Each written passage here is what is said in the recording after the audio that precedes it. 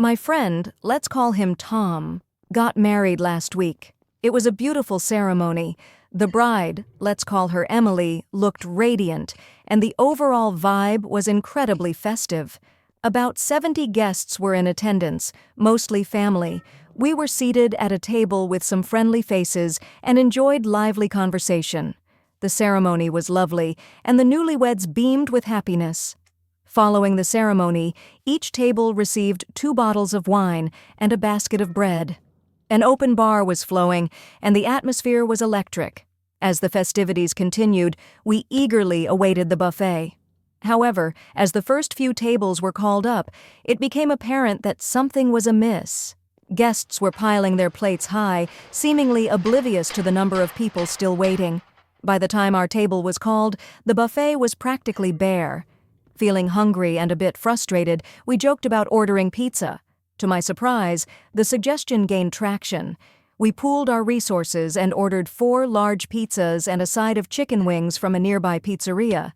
The pizzas arrived, and soon, our table was sharing the delicious food with other hungry guests who had been similarly shortchanged at the buffet. However, our impromptu pizza party didn't go unnoticed. Tom's in-laws, who had clearly indulged at the buffet, approached our table with a look of disapproval. One of his fathers-in-law, a man who seemed to take himself very seriously, inquired about the source of the delicious aroma.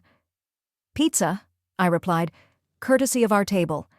The buffet, as you may have noticed, was a bit underwhelming. The in-law's face turned a shade of crimson. He opened his mouth to say something, then closed it again, seemingly at a loss for words. The incident caused a minor stir. Guests whispered amongst themselves, and Emily's face clouded with displeasure. Later, Tom approached our table, looking a bit sheepish. "Look," he said, "I understand your frustration, but perhaps it wasn't the best idea to order pizza without discussing it with anyone." I explained our reasoning, emphasizing the lack of food and the fact that we were simply trying to enjoy ourselves. "I know," he said, "and to be honest, I agree with you. My in-laws, well, let's just say they tend to indulge. And the catering company, frankly, seemed unprepared for the number of guests." He revealed that several other guests had also left early due to the lack of food, casting a damper on the festivities. "I apologize for any offense," I said sincerely. "It wasn't our intention to cause any trouble." Tom assured me that he understood. He even admitted that his in-laws were mortified by their behavior. In the days that followed, the wedding pizza incident became the talk of the town.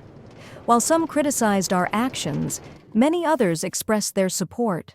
I even received messages from other guests who were grateful for our initiative.